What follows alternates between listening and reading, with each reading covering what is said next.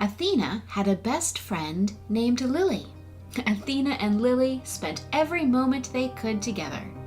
They played together after school, they played together on the weekends, and had overnights whenever they could. Lily told Athena that when summer came, she was going to go to a super fun sleepover summer camp for 2 weeks. And Lily asked Athena if she could go with her. Athena asked her mom, "Please, please, please, can I go to the summer camp with Lily, please?" The summer camp was a bit expensive for Athena's mom, but she saw how much Athena wanted to go, and Athena begged her day after day. So Athena's mom was very careful with her spending and made some sacrifices like canceling her own plans to take a vacation. After many months, finally Athena's mom was able to sign Athena up so she could go to that 2-week sleepaway camp with Lily. When Athena's mom told her that she could go, Athena was thrilled. The girls were so excited. They talked day and night about how much fun they were going to have. It was going to be like a 2-week sleepover where there were no rules, no parents, and they could hang out and do whatever they wanted. School did end and summer finally came, and the time to leave for camp grew closer and closer. And then one day, Lily went over to Athena's apartment and she looked sad. In fact, her eyes looked red, like she had been crying. Athena asked her, "Lily, are you okay?" Lily responded in a small and quiet voice, "I can't go to camp with you. My mom got a new job." Athena just looked at her friend. "Oh, I guess it's good about your mom, but why can't you go to camp?" Lily said, "Well, we all have to move to another state for her new job, and it starts next week." Athena was crushed. She knew Lily was sad and worried, and she knew it wasn't Lily's fault that she couldn't go to camp. But the whole point in going to the camp was so that she and Lily could be together. Of course, Athena couldn't say anything about that because, most importantly, she did want to be supportive to her friend, who was sad because she had to move away from everything she knew. Athena gave Lily a hug. She said, "I'm sure your move will be okay. I know you will find a good life there and everything will be fine." Lily wiped her eyes and said, "Thank you." Then she turned and went back home. As soon as Athena got back inside where Lily couldn't see her anymore, she collapsed on the floor and began to cry. Her mother came. "Athena, what's wrong? What's the matter?" Athena sobbed, "I don't want to go to camp anymore. Lily can't go because they have to move, and I don't want to go by myself." Athena's mother thought for a moment. "Oh, Athena, I'm so sorry. I know you were so excited to go to this camp with Lily, but it's too late to cancel you now. I've spent a lot of money on that camp, sweetheart, and now I have to travel for work during that time. I'm afraid you're still going to have to go." With that realization, Athena felt even more devastated. In the days leading up to the time that she was to go to camp, Athena couldn't seem to shake her sad mood. She tried to pack, she tried to get excited, but all she could think about was how all her plans were ruined because Lily wouldn't be there and she was going alone. Though she didn't want to admit it to herself, a part of her felt angry about what happened to Lily and her family. And another part of her was afraid because she had no idea what to expect. What if people were mean to her? What if she got hurt? What if it was scary being away from home all by herself for the first time for 2 weeks? As they were driving to the camp, Athena stared out the window despondently. Her mother tried to encourage her, tried to cheer her up. Athena, you were so excited about this camp. There's a lake and a pool, there's horses, there's dancing, music, and all kinds of activities. There's crafts and painting. Maybe you can make some new friends. Athena could barely hear what her mother was saying, and she was in no state to be able to change her sad mood. She thought to herself, I don't want to make new friends. This is going to be the worst experience of my life. Her mother dropped her off, gave her hugs and kisses, and said goodbye. As Athena went into the camp, she noticed that all the kids seemed to have friends already. Everyone was running around happily, hugging each other or talking to someone, and so she stood there alone. After some time, a camp counselor with a brightly colored name tag, Aparna, came over to her and said, Okay, you're Athena, right? You must be. You're the only kid I don't recognize from last year. Welcome, newbie. Athena nodded slowly. Aparna said, You're in cabin 7, and I'll be your cabin mom. It has the best view of the lake. Follow me. Athena followed Aparna to cabin 7. The cabin was made of wood and looked very rustic. There were 4 bunk beds in the cabin, so Athena assumed there would be 7 other girls sleeping in the cabin with her. Athena saw that all the other beds had already been taken, and the only one left was the one against the far wall on the bottom bunk. Athena didn't want the bottom bunk, she wanted the top bunk. Of course, things were continuing to be horrible. She put her things down in a little cubby next to her bunk bed, and then followed Aparna back out to where the groups were gathering for the welcome introduction. The camp supervisor told all of them that this was going to be the best 2 weeks of their life. Athena rolled her eyes. Yeah, right, she thought. The supervisor told them that in addition to the camp-wide fun, there were also special activities that they could sign up for. There was a big list posted, and every camper would look at the big list and pick the 3 extra special activities they wanted to do. Athena reluctantly looked at the list and half-heartedly picked horseback riding, modern dance, and artistic painting. Then all the girls split up into their different cabins to relax until bedtime. Inside cabin 7, Athena met her cabin mates, and they all seemed to know each other from previous years.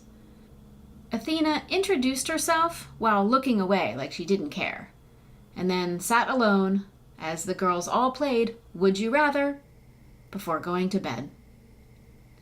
Aparna insisted on lights out at 9 p.m.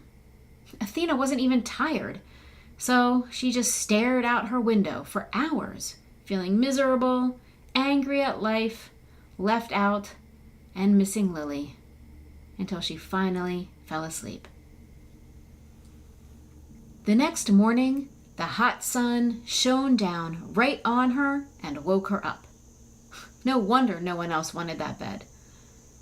After breakfast, Athena didn't like her horseback lessons. She got the slow horse, and they had to clean out the smelly stalls, and brush the horses down, and fill their water. It was hard work. Later, in her modern dance class, it wasn't any fun either.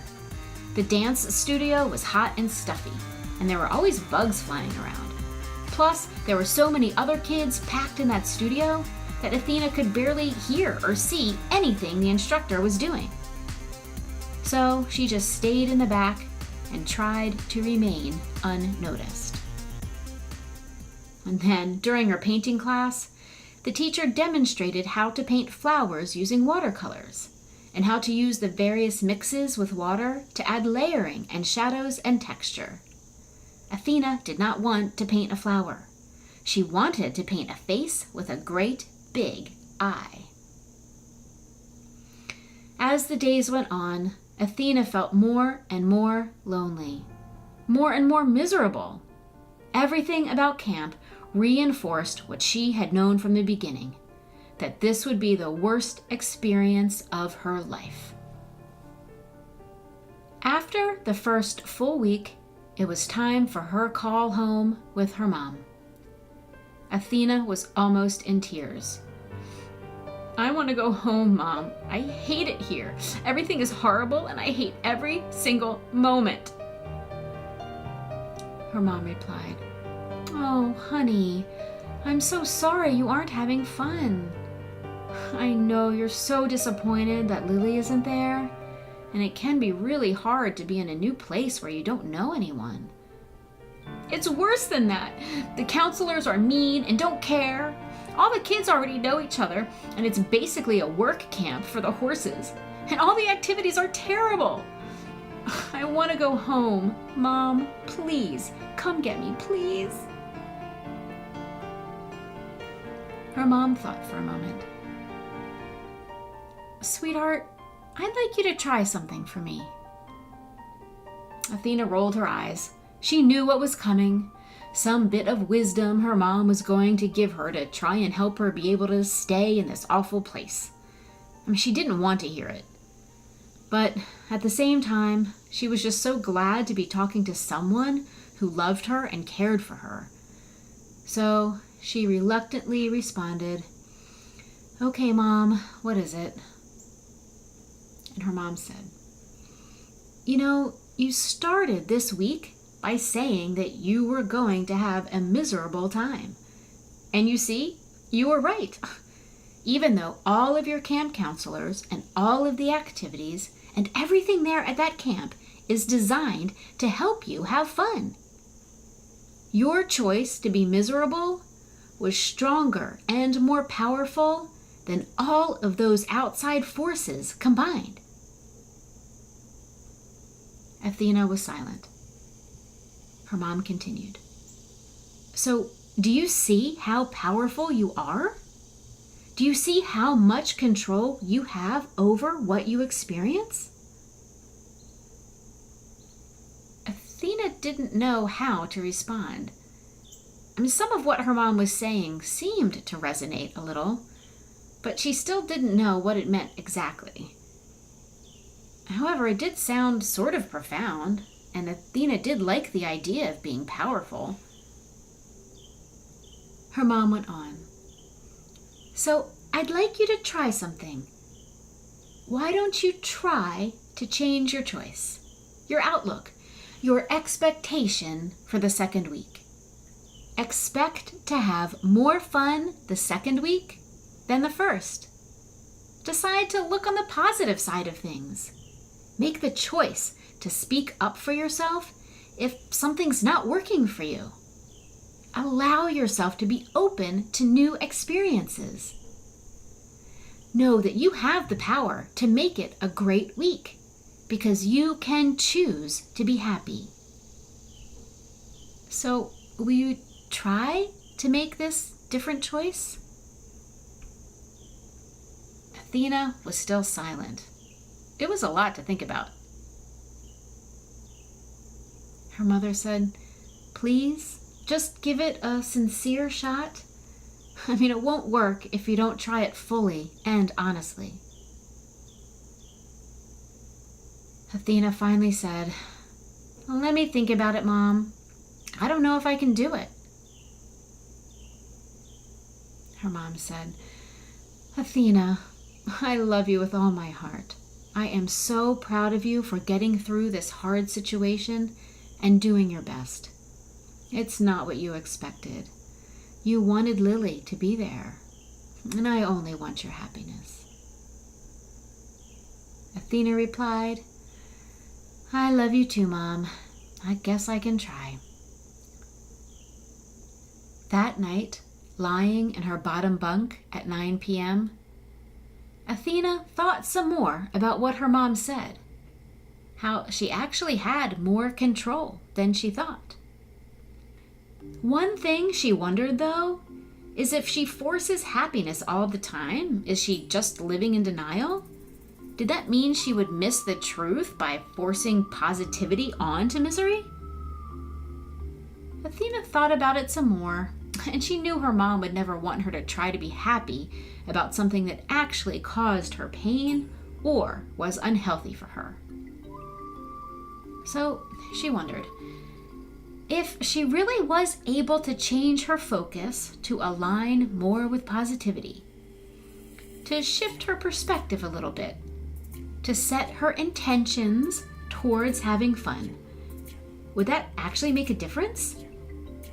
I mean, she knew that it wouldn't work unless she really committed to it. She was a little bit afraid of being disappointed, of hoping to feel happiness only to have it fail. But she decided she'd give it a try anyway. She realized she had nothing to lose. She already had one miserable week.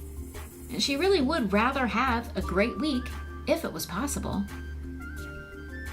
So she went to sleep telling herself, this week, it's gonna be great. I'm gonna have fun, make new friends, and have new experiences. Everything's gonna work out fine. In fact, I'm going to say I'm thankful for the great time I had at camp. She really tried to make it real for herself.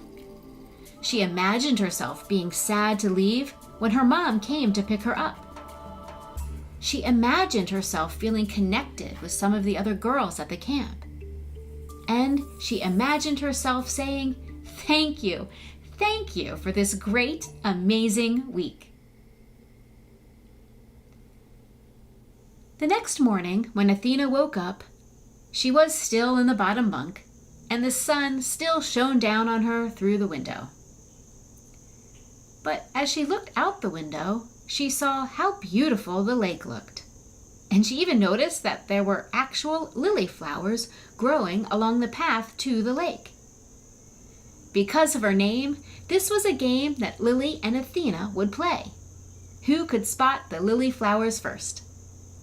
Athena was surprised she didn't notice them sooner, and she smiled to herself. None of the other beds had this same view. As Athena's cabin mates were getting ready to go to breakfast, Athena timidly asked them, "Can I go with you?" One of the girls, Veronica, said, "Of course, if you want to. We thought you didn't want to come with us because you looked kind of angry, so we were afraid to even ask you." Athena put on her biggest smile and told them the truth. "Oh, sorry. My best friend was going to come to camp with me, but she couldn't make it, so I've been pretty bummed about missing her." Another cabin mate, Hillary, said, "Aw, that's so sad. Well, you can come hang out with us. Oh, and we'd love to have you on our Capture the Flag team tonight, too." Athena nodded gratefully. During her horseback riding class, she took a moment to really look at her horse. His name was Pepper, and he was white with black flecks. When she looked in his eyes, they seemed so soft and gentle. This time when she brushed him, instead of feeling like it was a pain to do, she paid attention to how Pepper responded to her touch, and she tried to send him love through her fingers. She even enjoyed giving him clean, fresh water, and even cleaning out the stall didn't seem so bad. It was still smelly, but she felt good about giving Pepper a clean place to rest. Then, during her dance class, she decided to move closer to the front so she could see what the teacher was doing.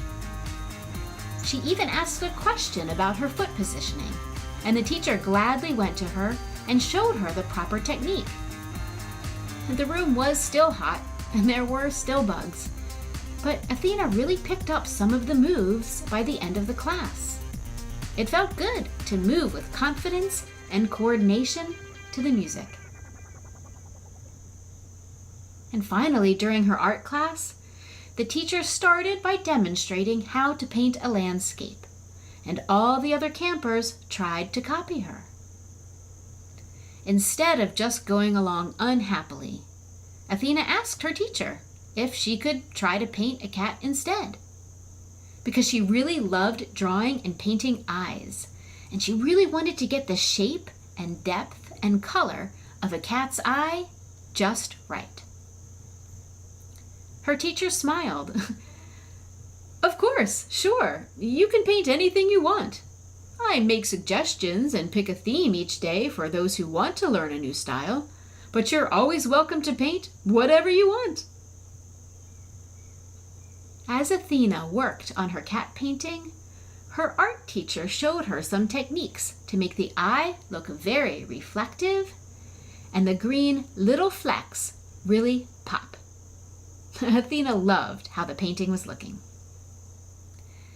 That night after dinner, the whole camp divided into teams to play Capture the Flag, and Athena felt pleased to be wanted and included in her cabin's team.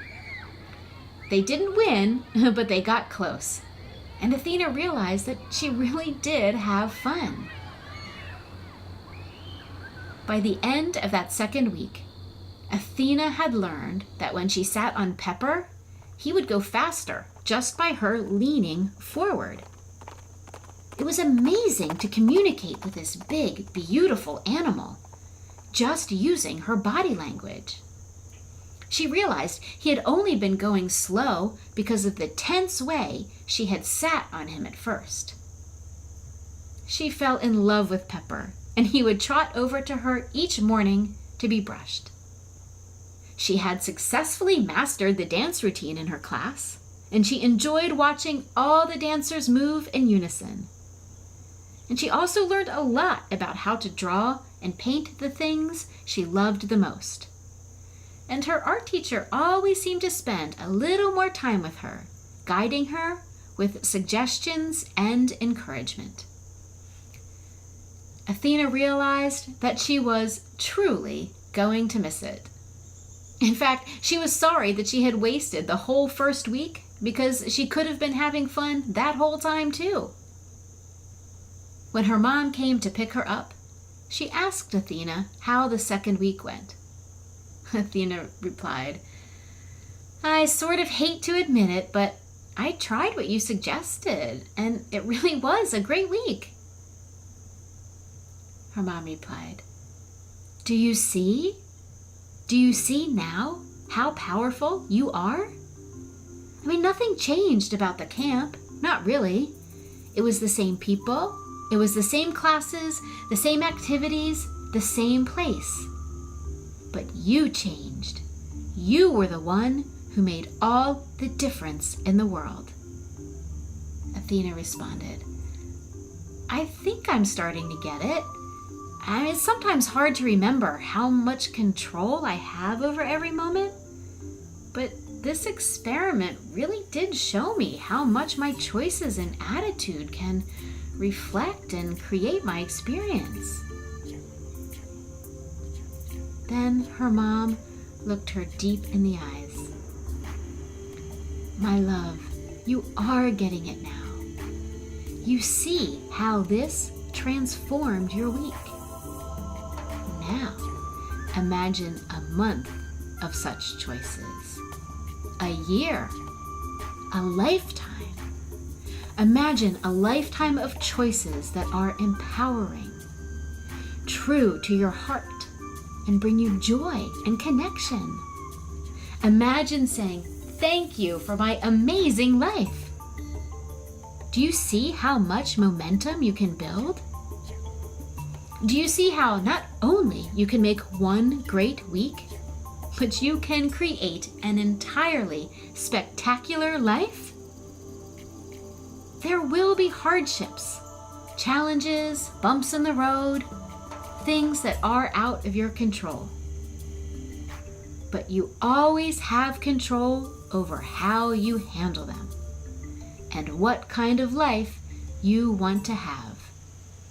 The choice is yours. Athena thought about what her mother said the whole ride home, and she decided that she did want to be in control of her life, and that she did like having fun and feeling connected more than she liked being sad and angry. She was grateful that she had the power to create her own happiness. The end. And now, my dear friends, what do you choose? I choose good health and satisfaction for you all. I choose purpose and connection for you all. And I choose love and joy for you all. Happy dreams.